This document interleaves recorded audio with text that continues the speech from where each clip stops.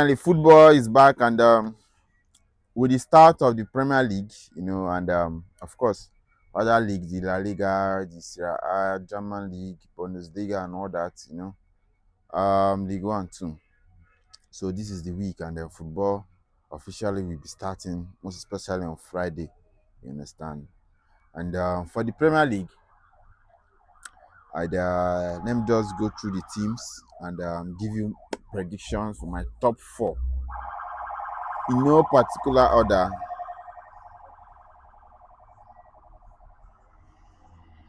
In no particular order. Of course, we have the likes of Liverpool with what they have been doing in this transfer window. They have done a lot of good business. You understand? And the signings they have made them early, and you could see how well they have gelled into the team. And Chelsea also, Chelsea, um, at the moment they are the envy of most of Premier League teams. With the kind of squad depth they have and the quality they have in that team, young players that are ready to play, quality players. So, and Chelsea also will have a big shout out this league. And Manchester City, we don't expect them to struggle the way they struggled last season. We expect a different Pep Guardiola, and you know how Guardiola does whenever he sees challenge like this. This is one of the toughest he has ever experienced in his time at City. So it's a big challenge for him. We don't expect City to be poor, even though Rodri has had an injury setback again.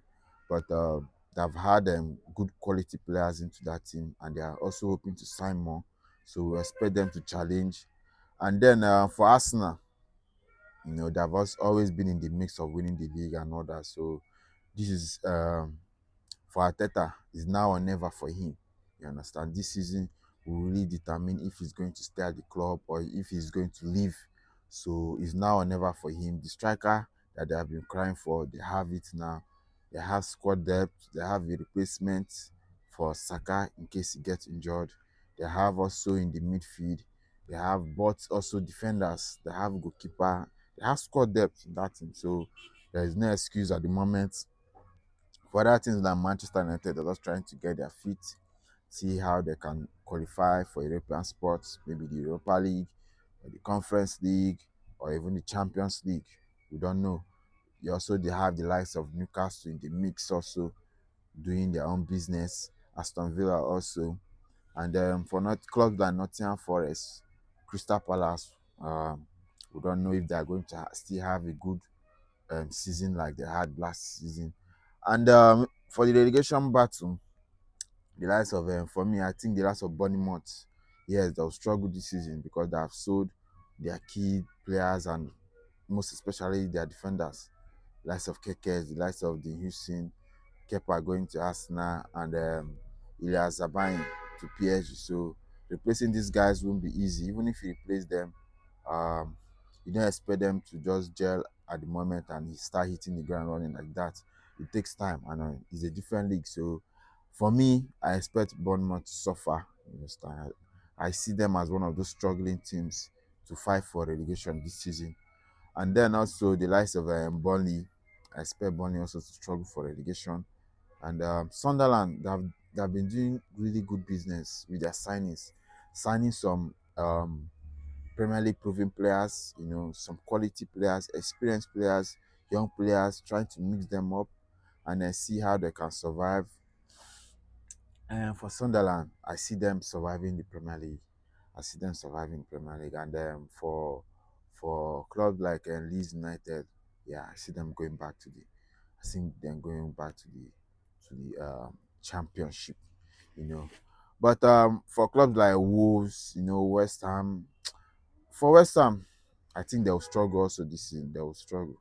These guys they are going to struggle because Kudus has gone from the club, and not just Kudus, generally West Ham have not been really great. So I expect them to struggle. And my top four prediction, of course,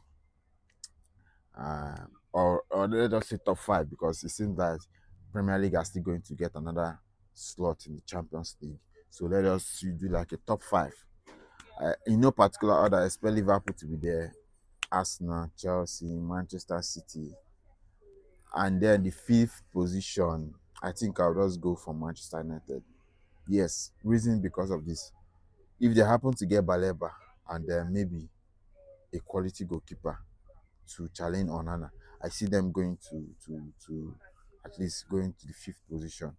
You understand? The likes of Newcastle, I think Newcastle will struggle because at the end of the day, Ishak is going to go, and that void that will be left there will be so huge for them to fill.